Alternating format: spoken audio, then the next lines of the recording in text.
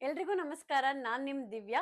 ನಾನಿವತ್ತು ನಿಮಗೆ ಸೀರೆಗಳ ಮೇಲೆ ಕಾಣ್ತಾ ಇರುವಂತಹ ವಿಶಿಷ್ಟವಾದ ಗಂಡಬೇರುಂಡ ಪಕ್ಷಿಯ ವಿಶೇಷತೆ ಏನು ಅಂತ ತಿಳಿಸೋದಕ್ಕೆ ಬಂದಿದ್ದೀನಿ.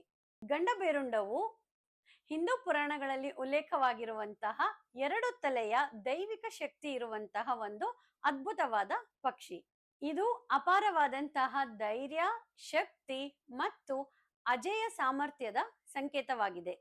ಪುರಾಣಗಳ ಪ್ರಕಾರ ಭಗವಾನ್ ವಿಷ್ಣುವಿನ ನರಸಿಂಹ ಅವತಾರದ ಉಗ್ರ ರೂಪವೇ ಈ ಗಂಡಬೇರುಂಡ ಪಕ್ಷಿ ಎಂದು ಕರೆಯಲಾಗುತ್ತದೆ.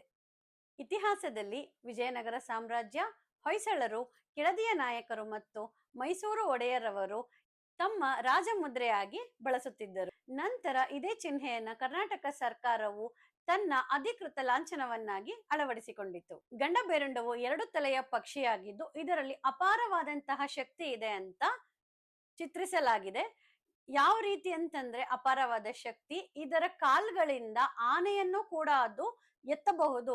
ಅಷ್ಟು ಶಕ್ತಿಯನ್ನ ಈ ಗಂಡಬೇರುಂಡ ಪಕ್ಷಿ ಹೊಂದಿದೆ ಅಂತ ಹೇಳಲಾಗುತ್ತೆ. ಗಂಡಬೇರುಂಡ ಪಕ್ಷಿಯು ಕೇವಲ ಒಂದು ಪೌರಾಣಿಕ ಪಕ್ಷಿ ಅಲ್ಲ, ಇದು ಕರ್ನಾಟಕದ ಶೌರ್ಯ, ವೈಭವ ಮತ್ತೆ ಪಾರಂಪರೆಯ ಸಂಕೇತವಾಗಿದೆ. ಇತ್ತೀಚಿನ ದಿನಗಳಲ್ಲಿ ಈ ಪಕ್ಷಿಯ ಲಾಂಛನವನ್ನ ಅಥವಾ ಈ ಪಕ್ಷಿಯ ಚಿಹ್ನೆಯನ್ನ ಹಲವು ಸೀರೆಗಳಲ್ಲಿ ಕೂಡ ಬಳಸ್ತಾ ಇದ್ದಾರೆ. ಸೀರೆಗಳ ಮೇಲೆ ನೇಕಾರರು ತಮ್ಮ ಕೌಶಲ್ಯವನ್ನ ಮೂಡಿಸ್ತಾ ಇದ್ದಾರೆ.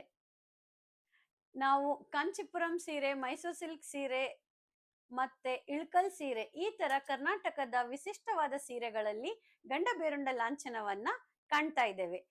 ಈ ಲಾಂಛನ ಇರುವಂತಹ ಸೀರೆಯನ್ನು ಉಡೋದ್ರಿಂದ ಒಂದು ರಾಜ ಮರ್ಯಾದೆ ಸಿಕ್ಕಂತಹ ಅನುಭವ ಆಗುತ್ತೆ. ಇದೇ ರೀತಿ ಸೀರೆಗಳ ಮೇಲೆ ಯಾವ್ದಾದ್ರು ವಿಶಿಷ್ಟವಾಗಿರುವಂತಹ ಮೋಟಿವ್ಸ್ ಅಥವಾ ಚಿಹ್ನೆಗಳನ್ನ ನೋಡಿದ್ರೆ ಅದ್ರ ಬಗ್ಗೆ ಮಾಹಿತಿ ಬೇಕು ಅಂತಂದ್ರೆ ನನಗೆ ಕಮೆಂಟ್ ಮಾಡಿ. ನಾನು ನೆಕ್ಸ್ಟ್ ವಿಡಿಯೋದಲ್ಲಿ ಅದ್ರ ಬಗ್ಗೆ ಮಾಹಿತಿನ ಕೊಡೋದಕ್ಕೆ ಪ್ರಯತ್ನ ಮಾಡ್ತೀನಿ. ಧನ್ಯವಾದಗಳು.